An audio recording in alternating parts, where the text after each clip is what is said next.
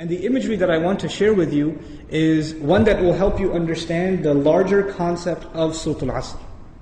Imagine with me that you are drowning. And you are unconscious. Two things. You're drowning and you're unconscious. Do you have a lot of time? If you're drowning and you're unconscious, do you have a lot of time? No, you don't have a lot of time. Which means your time is running out. And you know in Arabic, what word is used for when time is running out? The word for that is al-asr.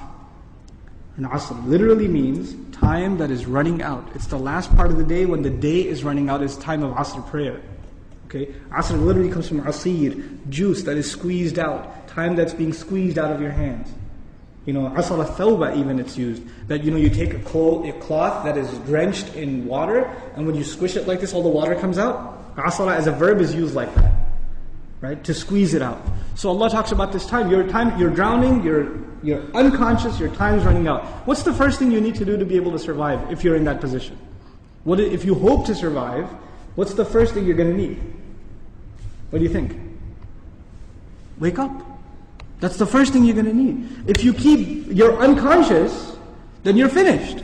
The very first condition has to be you have to wake up. And even if you were in the most wonderful dream, and in your dream you were enjoying the greatest success, you're driving a Ferrari down, they have these car commercials with the hills and the highways on the side, the water on the other side, right? You're in one of those cars, the top's been dropped off, and you're just cruising along the highway, enjoying life. That's your dream. But when you wake up, what do you realize? You're drowning. You're underwater. That's the first condition. You have to wake up. Once you do wake up, you say, oh man, this is a nasty reality and I was enjoying such a good dream. I should go back to sleep. If you do that, what kind of person would you be? Insane. You'd be insane. Or someone at least who has no courage to accept reality. Because they found reality to be very difficult, they decided they're going to put themselves back to sleep even though they woke up. Does this person, if he drowned, can he blame anybody else? The one who woke up and went back to sleep? You think? Someone who never woke up, maybe, right? But the one who woke up said, this is not good. And they went back to sleep. They have no one to blame but who? Themselves. They have no one to blame but themselves. Now, let's imagine that they did wake up. What do you have to do next? Oh, it's pretty bad, I'm drowning. Even if you don't know how to swim, will you not use every muscle in your body to make certain kinds of motions to go towards the surface? Wouldn't you do that? And you will make certain kinds of motions that make you go further down, and certain kinds of motions that will make you go up. And once you discover which ones help you go up, you will only do those, right? You will do those. In other words, the first thing was you have to wake up. The second was you have to swim. You have to do something to try to get to the surface. When you got to the surface, you gasped for air, and you got pulled back down. You got pulled back down. And you know who you got pulled back down? You won't believe this. There's a chain around your foot, and your relative, your cousin, is sleeping, and he dragged you down. And now you're drowning because of your sleeping cousin. What do you have to do now? You got to wake him up. And you're not even waking him up because you want to save him. Who are you waking him up for? Maybe you want to save him, maybe. Maybe you don't even like your cousin, I don't know, right? But what's the point? The point is you're trying to wake him up because if you don't wake him up, who's also going to drown? You yourself. So you wake him up, and he says, man, I was driving a Ferrari, you woke me up for no reason, I'm going back to sleep. Forget you. Can you just say, okay, well, I didn't like you anyway, suit yourself? Can't do that. If he goes to sleep again, what are you going to do? No, man, wake up, let's go, we can't give up. You can't not accept reality.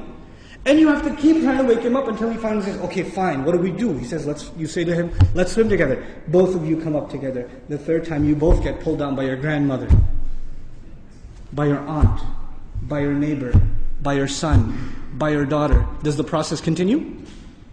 The process continue? There's a 4-part process to this people surviving. The first was they had to wake up themselves. Then they had to try to swim. Then they had to tell other people that they're tied to, this is the truth. Let's go.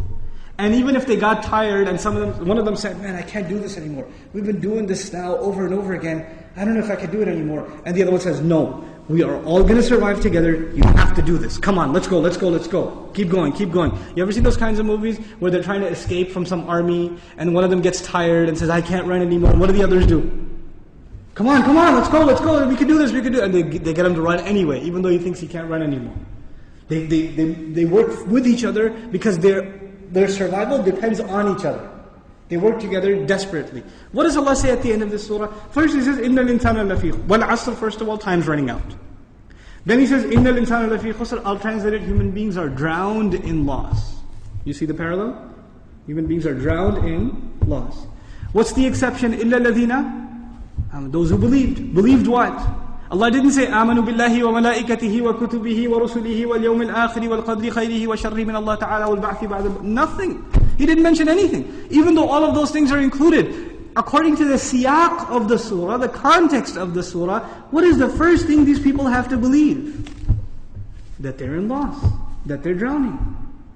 And if they do come to believe that, and they correct their iman, what's necessarily going to happen? They're going to swim and move upwards. How does Allah describe this action? وَعَمِلُوا الصَّالِحَاتِ. They do good things. They do things that help reconcile the situation. By the way, salih is an adjective here, salihat, jama' mu'annath salim, which literally means that which corrects something. Something was wrong and it corrects it. So they do actions that correct the situation. Literally like the guy trying to swim. But because they were tied to other people, what else did they have to do? وَتَوَاصَوْا بِالْحَقِّ. They had to tell the other the truth. And it's not even أخبروا عن it. They told them about the truth. No. You have to wake him up and let's go, we have to go. No matter, and over again. Tawasi even has takrar in it. It has repetition. Over and over again they said, this is the truth, this is the truth, this is the truth. You know why? Because the people you're trying to save, even if you wake them up temporarily for 20 minutes, 30 minutes during a khutbah, guess what happens when the khutbah is done? They go back to sleep. They start drowning again. So what do you have to do? You have to go and wake them up again. Then they get sleepy again. Then you got to wake them up again. This is tawasi bil haqq. And you might get tired of doing it. You might become impatient. So Allah also adds, وَتَوَاصَوْا بِالصَّبْرِ. You got to keep doing it. Sabr means consistency, constancy, perseverance, patience. You got to remain on point. You got to keep doing this. Because your survival depends on it. In the end, if you do all of these things but you have no patience and you give up, you drown too. So even if you had iman and you had good deeds and you told people about the truth but you didn't have sabr, you still drown. So how many conditions do you have to fulfill to survive? All four. All four conditions are required. They're critical and they're necessary. Which is why there's a wa in between them. You see the logical progression from iman to amilu salihat to tawasaw bil haqq to tawasaw bil sabr, beautifully articulated in this surah.